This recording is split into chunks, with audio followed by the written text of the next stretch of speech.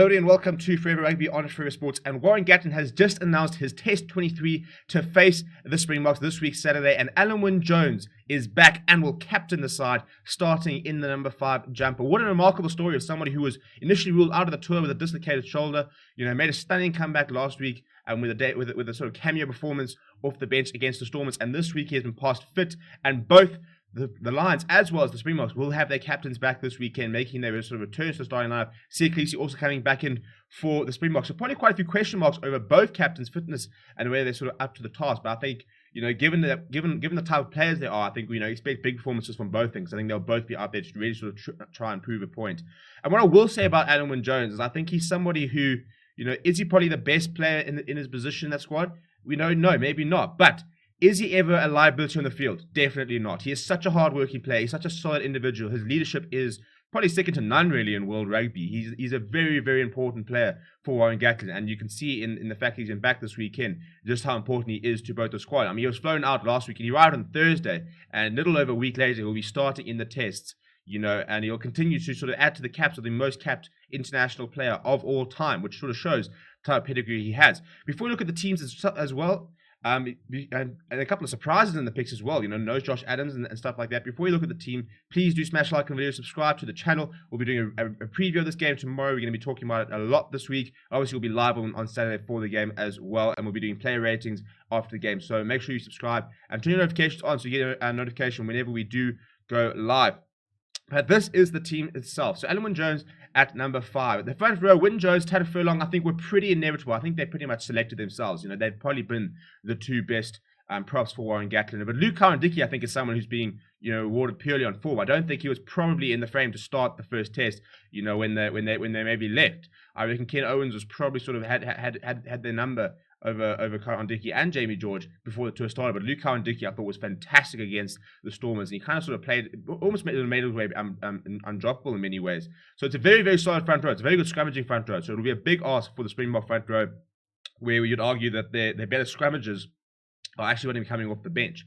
And then you've got Mario Itoje, who will be partnered with ALUN Jones. I mean, he's been fantastic this tour, really. I think that when the squad was first announced, a lot of people were saying that maybe it will be Ian Henderson and ALUN Jones because Mario Itoje didn't have a particularly good Six Nations. But with a bit more rugby under his belt, he's looking back to his best.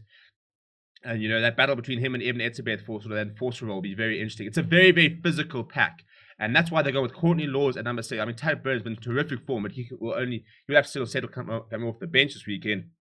And another very, very big selection call is that everyone was backing Hamish Watson to get the number 7 jumper, but it will be Tom Curry. I mean, those two are just so, a little bit different players, but they're so interchangeable in terms of the amount of quality they bring to the side.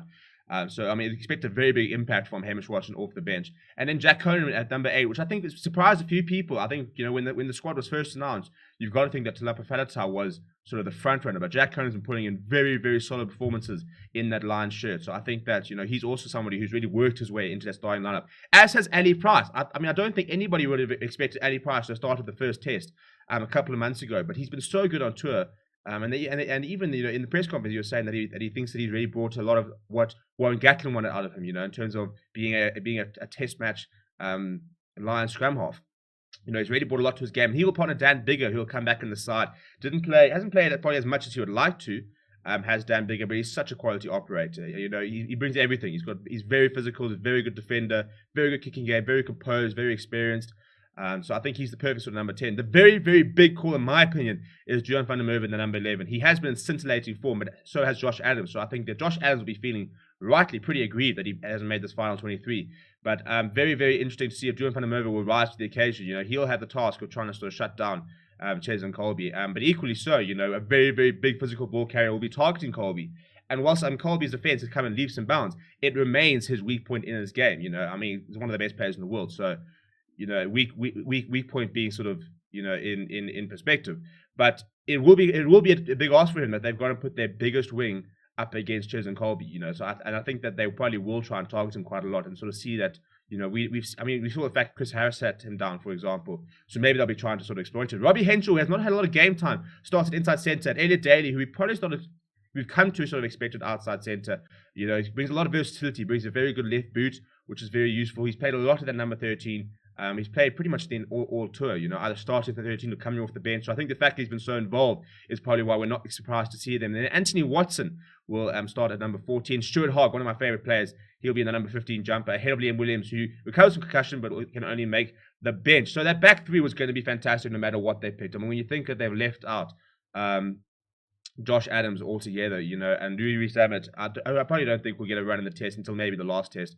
But I mean, Liam Williams coming off the bench is a fantastic option. But Stewart Hogg, Anthony Watson, Duan van der Merwe, there's a lot of power there. They're not small. They're not small players, and very, very good the physical side of things.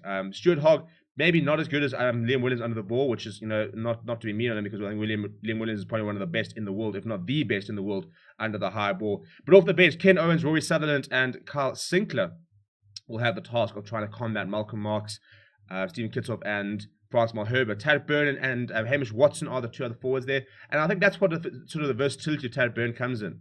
And the fact that, Courtney Dawes can swap over to lock, and Tad Byrne can play at lock as well. So you've got a nice sort of versatility there. And then Hamish Watson, I think, will probably be coming on about the 50-minute mark. A very good defender, very good over the ball. He's been fantastic form as well. And then Conor Murray, who has had to relinquish the tour captaincy to ALUN Jones, probably was going to be the sure starter at the time the squad was announced, but he will have to settle coming off the bench, as will Owen Farrell, who has sort of dropped through the ranks. I think he's probably, somebody who had chances over the tour to really impress, but maybe didn't really take them. I thought he's been all right in the tour. I don't think he's been terrible, but I don't think he's been as good as some other people. I think Robbie Henshaw at inside centre is a very, very big core. And then Liam Williams, number 23, he's the perfect sort of player to be able to bring on, isn't he? He's so reliable. He brings everything. He just ticks every single box. So good under the high ball. Very good pressure player. Can play across the back three as well. So, I mean, you could expect to see Hogg play a full 80, for example, and maybe Liam Williams coming on the wing. So it's a very interesting side. It's an interesting side. Some very big calls, but it's good to see a lot of form being rewarded. And then ALUN Jones is just somebody who I think after 150 odd tests, you just know what you're going to get from him. It's not really a case of are you in form or not.